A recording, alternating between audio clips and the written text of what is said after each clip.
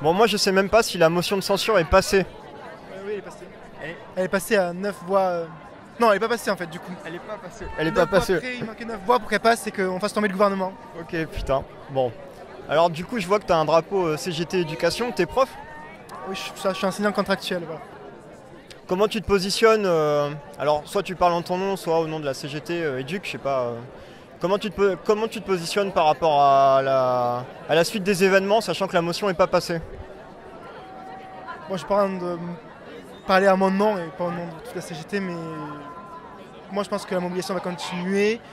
Il y a une intersyndicale pro qui a appelé à une grève le 23, là jeudi. Après, c'est pas trop. J'ai peur que ça parte, que ça pète quoi, en gros, parce que là, on a fait depuis le 7 janvier, on est en. Bon, 19 janvier, bon, depuis janvier, on est en grève, enfin en manifestation. C'est très calme, très bien encadré, etc. Et là, on voit le 49.3, etc. Tu penses que qu'est-ce qui pourrait les faire reculer? Est-ce que les manifestations ça suffit? Ce qui peut faire reculer Macron, c'est ça qui fait peur en fait. On dirait que c'est quelqu'un qui amène au conflit en fait, Macron. Et on a tout essayé, enfin les moyens pacifistes. Est-ce que tu es sûr qu'on a vraiment tout essayé? Genre la grève générale, elle a pas vraiment pris encore. Elle a pas vraiment pris, mais bon, alors c'est difficile de faire une grève générale. Quand c'est donc de toute façon pour la fonction publique, le gel du point d'indice chez les professeurs, ça joue aussi dans le fait que les gens ne font pas grève en fait générale.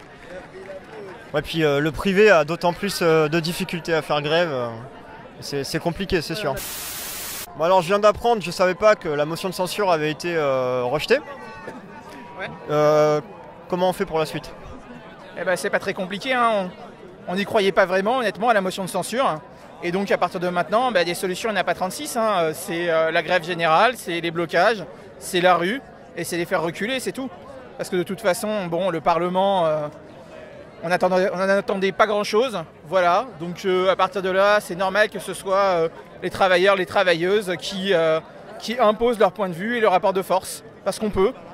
Et toi, en tant que militant au NPA, comment tu fais concrètement? Tu te mobilises sur quel type d'action? Eh ben moi, en tant que militant NPA, je suis aussi militant syndical. Donc militant syndical, en l'occurrence, à la CGT.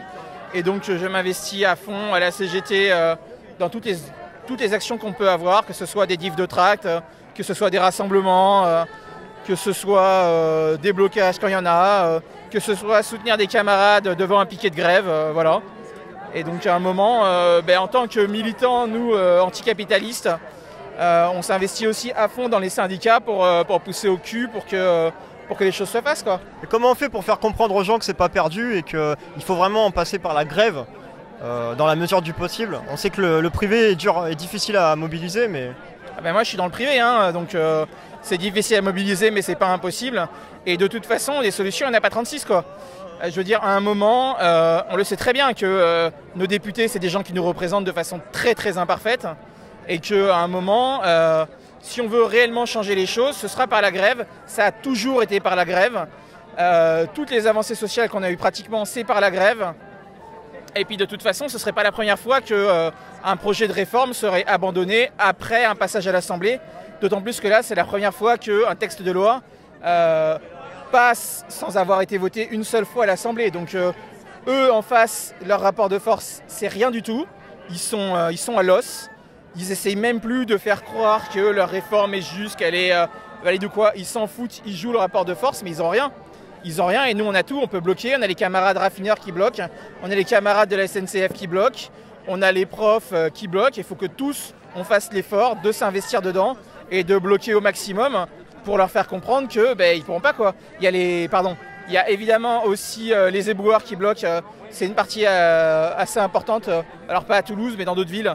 Et ça fait partie des choses qui leur montrent que quand les travailleurs et les travailleuses font pas le boulot, il n'y a rien qui se fait, quoi. Voilà. Ouais, bien sûr. On restera là-dessus, je te remercie. Bon, alors je suis avec un syndiqué cheminot Sudrail. Est-ce que le rejet de la motion de censure signe la fin de la mobilisation? Absolument pas, on ne comptait pas là-dessus de toute manière pour poursuivre notre mobilisation. Notre mobilisation, elle existait déjà avant la motion de censure. Nous, on s'était mobilisés déjà parce qu'on espérait qu'il y ait véritablement le respect de la démocratie qui soit mis en place, c'est-à-dire on espérait un vote du Parlement et on espérait un vote défavorable vis-à-vis de la réforme en notre faveur. Le reste, c'est que pour nous, du déni de démocratie et du déni du déni de personne. Donc non, ça ne change absolument pas nos convictions et notre volonté de perdurer la lutte. Pour nous, on estimait qu'on avait gagné jeudi soir. À partir du moment où le gouvernement passait par une motion de censure, passait par le 49.3, ça veut dire qu'elle estimait qu'elle allait perdre, qu'elle avait perdu. Ça veut dire que notre mobilisation, qui quand même respectait un certain nombre de formes de règles, pas de grève pendant les vacances, l'intersyndicale. Vous avez joué le jeu, quoi. On a joué le jeu et le gouvernement n'a pas joué le jeu et à la dernière minute nous a mis fait faux bon. Comment on fait pour faire comprendre aux gens que c'est pas perdu et que là il faut vraiment engager le rapport de force, notamment via la grève? Comment on fait?